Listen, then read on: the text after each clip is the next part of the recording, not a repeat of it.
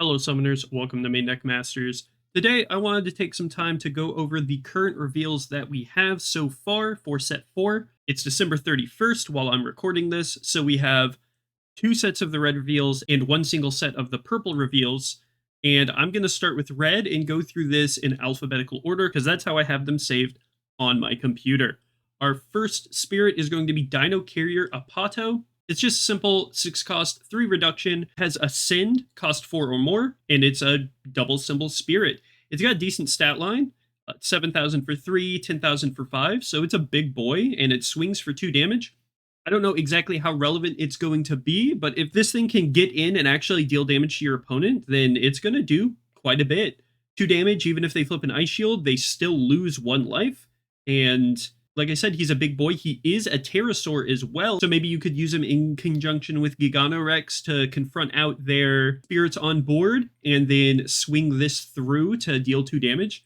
I don't know. We'll have to see, but he does 2 damage and he's got a decent stat line. So our next one is Draco Pheasant, a 2 cost 1 reduction ancient dragon. Its stat line isn't great, 2,000, 3,000, and 5,000. 3,000 for 3 cores, 5,000 for 5 cores. And then its effect is when the spirit blocks effects on your opponent's spirits blocking, your ancient dragon spirits are not triggered. So it's good against white. It's good against block golem and blue. Unless other colors get when the spirit blocks effects, I really don't see this spirit being relevant. Also being a 2 cost, it dies very easily to Floodstream, and they can 2 for 1 you if you have another 2 cost or 3 cost on the board. I don't know about this guy. Next, we have an actually pretty exciting spirit, Dustworm Drought Dragon. It's an 8 cost 5 reduction star dragon, 5,000 for 1 core, 8,000 for 3 cores, and 10,000 for 5 cores. It does have Awaken, and its text reads, if you have 3 or fewer life, you may treat all of this card's reduction symbols as fulfilled when summoning this card from your hand. So even if you have nothing on field, no nexus, no spirits, no nothing, this thing comes out for 3, 4 because you have to put at least 1 core on it. But an 8 cost coming out for 3, regardless, as long as you have 3 life, is actually pretty dang good. And it does destroy a spirit with 5,000 or fewer BP when it's summoned. It doesn't kill a fully leveled up Dual Eagle, but it does kill a level 2 Dual Eagle. It kills a level 2 Arcana Hex. It kills Hippocampo. It kills a level 2 Elron. It kills a level 2 Toki 5. It kills some pretty relevant spirits, actually.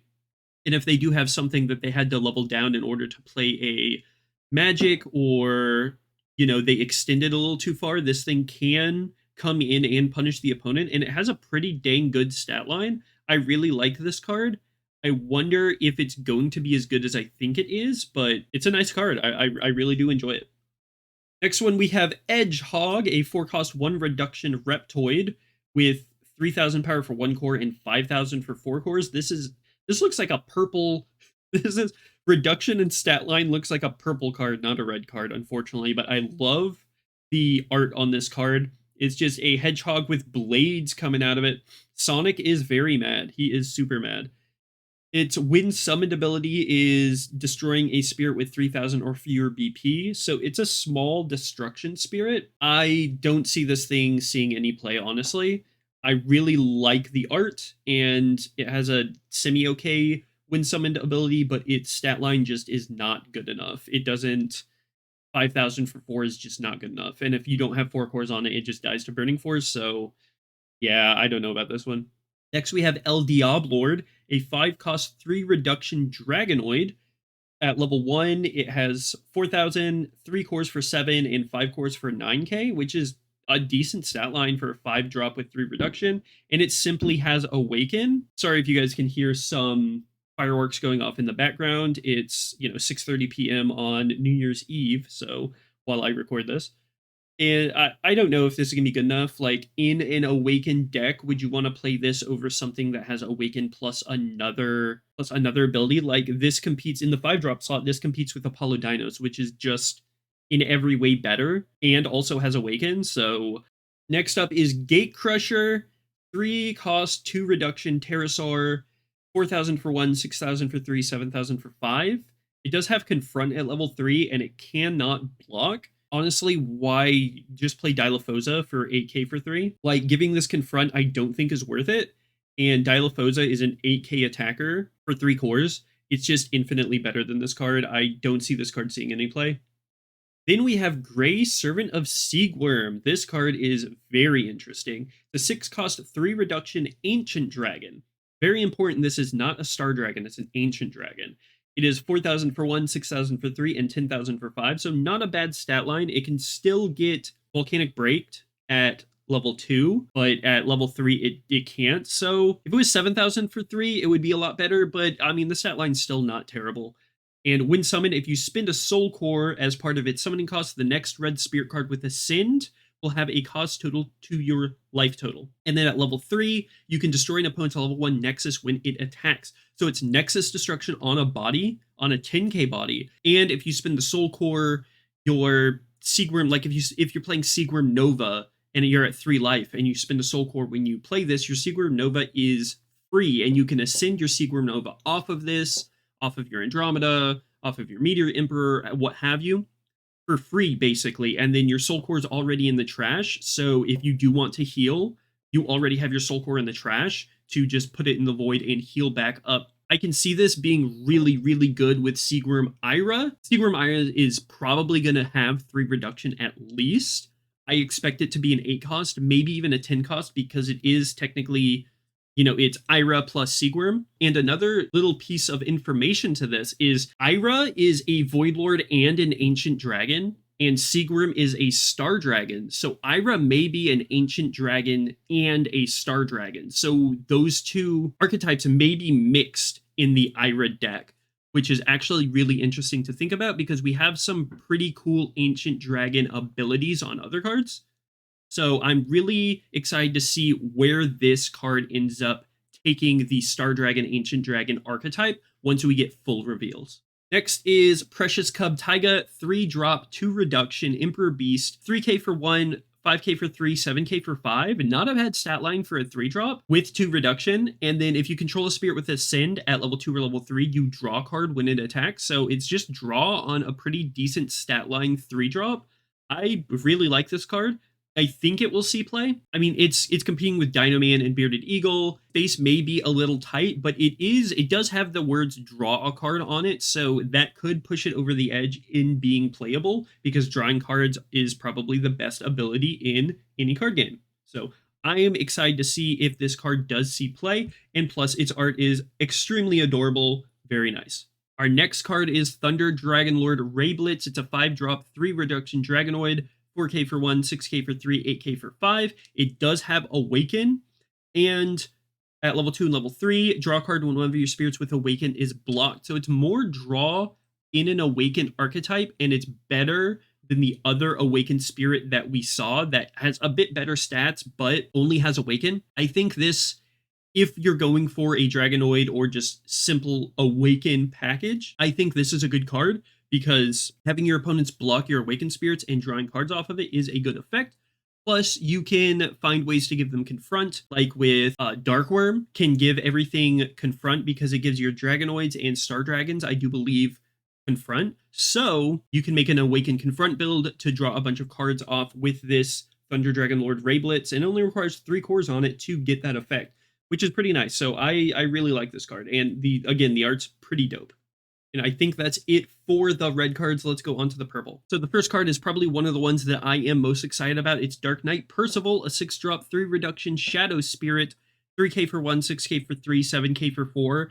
For purple, that's not a bad stat line. Throw 4 cores on it, and it gets out of the way of Trident Dragon. It gets out of the way of Volcanic Break. It can't be Floodstrained, which is pretty dope. And then when summoned, you can pay a Soul Core to select a purple spirit card from your trash that costs 4 or fewer, summon it exhausted without paying its cost. The only issue with this, I see with this card, is you have to pay 3 for it, and then you have to put a core on it, and then you pay the Soul Core afterwards. It's not paying the Soul Core as part of its cost, it's paying the Soul Core when summoned. So you're still paying 5 for this card to get the effect off, which is the only downside I see to it, but you can still grab a Cavalier to draw a card. You can get out one of the new cards that were revealed in order to remove cores from your opponent.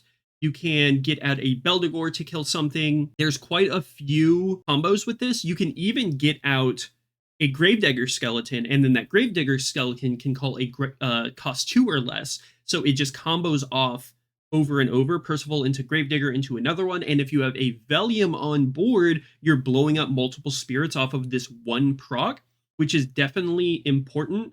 Now, it's going to cost a lot of cores, so I think running this with like a green ramp package, maybe Matangol, Heaven's Cloak, Worker Ant-Man, Alron Sanctuary possibly. I wouldn't go with the Gale Highlands package, but stuff like that I think would be good to add to a deck like this in order to ramp up a bunch of cores so you can get your Velium out, play your Percival, get your 4-drop, maybe your Cavalier to pop something, and then kill your Cavalier in combat with a Costume Artist or a Nemesis to call out a Beldegor to pop something with Beldegor and then pop something else with Velium, or call a Gravedigger Skeleton, and Gravedigger Skeleton calls a 2-drop or less to pop 2 things with Velium just in the main phase. I think there's a lot of cool potential combos with this card, and I'm most excited for this card so far.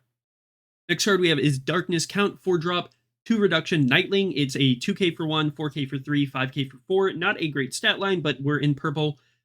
Level 1, 2, or 3 during your opponent's turn. If one of your cursed spirits is destroyed, you remove a core from one of your opponent's spirits, and then when it attacks, you remove all but 1 core from one of your opponent's spirits. It's okay. It kind of, I think it helps out the Nightling archetype. I'm not sure if this is good enough to run, but we'll have to see. It seems like a jank build card, but you know, it is what it is. Purple's gotta have bad cards because it has so many good ones. The next one is Great Amethyst Serpent Zom, 6-drop, 3 reduction Serpent. It's got the same Ascend, cost 4 or more, with 2 symbols, and it's got a 4k for 1 and an 8k for 4. So it's weaker than the red card, which sucks, but it still swings for 2. And it's a Serpent, so I don't know. I think this is definitely worse than the red one, and I'm not sure if it will see play, but still, if you're able to get in for 2 damage, it's still pretty decent. But I'm not sure if it will see any play.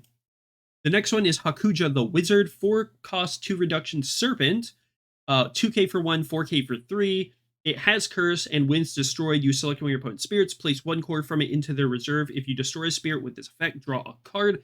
This could be a good card to combo off of with Percival, like I was saying. Like, you Percival into Hakuja with Velium on board, kill something, kill this with Costume Artist or Nemesis, remove cores from a spirit, kill that, draw a card, call out Beldegor, kill something else, Velium triggers, kill something else. This is, of course, in a perfect world where you have everything aligned like this, but I think this is a card that can see play. It is a Serpent, it has Curse, it has a decent When Destroyed effect, even if it's just in a purple Serpents list with Viper Dragon and Maduke, it's still a pretty decent card. We'll have to see, though. Next one is Void Lord Corpse, Moor's Demon, a 4 cost 3 reduction. Oh my god, we're getting decent reduction. Undead, 2k for 1, 4k for 3, 7k for 6. Really wish I was 7k for 5. Come on, Purple, give us better stat lines. When summoned, you may discard 1 Void Lord Familiar or Undead Spirit card from your hand to draw a card. So this could discard your Velium to draw a card. It can discard any Void Lord if you're looking for a Void Lord jank build to draw a card, and it has Curse at level 2. Is this good enough? I'm not sure, but it definitely makes Avaricia decks more playable. It makes Velium decks way more playable because you're not relying just on strong draw to maybe get your Velium in trash to reanimate it to destroy something. So this is another way to get something in trash to be able to reanimate it or call it out with Percival or anything like that. I'm interested to see how this plays. It's also an undead itself, so if you have another copy of this, you can discard it to draw a card, and then play your Percy to get this card back, to discard another card to draw a card. So it does have some synergy and combo potential with Percival, Velium, Void Lords, and stuff like that. So I'm definitely going to try this card out. I love the effect and the potential that this card has. Then we have Warden Gargoyle. This will be the last card I showcase. We do have Wolf Knight Luger, but it's literally just a cursed spirit, so it's not super interesting. I'm not going to review it. Warden Gargoyle, however, is a 3 cost 1 reduction shadow. It's 2k for 1, 3k for 3, 4k for 4. Its stat line is not great, but when summoned, if it's summoned from the trash, select one of your opponent's spirits, remove 2 cores from it, and place it into their reserve. So calling this off of a Percival, calling this off of a Reanimate, or what have you, is going to remove 2 cores from a Spirit that can easily destroy it. So this is another good target for Percival. Unfortunately, it's not 4-drop, so you can't combo it into the Beldegor stuff with Costume Artist or Nemesis, but it's a good choice off of your Percival, or even your Reanimate if this is, your best target for Reanimate in the drop. And then at level 1, 2, and 3, if you use this card to perform a Sin, treat it as though it costs 6. I do believe that this is going to be the card you want to run in the new Maduke, because the new Maduke probably is going to require a Sin 6, and this card is going to be another a Sin 6 target. So you play this with the new Maduke and some Reanimate shenanigans with Percival and Velium, and I think this is going to be a really key spirit in the new Maduke archetype. We have to see what she does, but that's my inference based on the card's text, is that the new Maduke is going to require you to ascend off of a 6-cost spirit, so that's why it has the effect. Even if it's just used for its second ability, I think it will see play for that, because, we do have Blacklands, we have Percival, we have Baculus, that all cost 6, but I think just having another target is going to be key, because it's only going to cost 2, put a core on it, so it costs at most 3, and then you ascend off of it. So this is, I like this card. Even its first effect, its when summoned effect, is really nice. So I'm extremely excited about this card. I want to see the new Maduke to see if my excitement and my hype for this card is justified, but we'll have to see when the X-Rares are spoiled. What do you all think about these cards? Let me know down in the comments. Let's have a conversation about them. Overall, I'm pretty hyped about the reveals for set 4. A lot of the cards seem interesting, and like they all have quite a bit of potential to use in different archetypes. If you like this video, make sure to hit that like button. It helps out more than you think. Subscribe to the channel if you're new here. Have a wonderful rest of your day. Happy New Year, and we'll see you in the next video.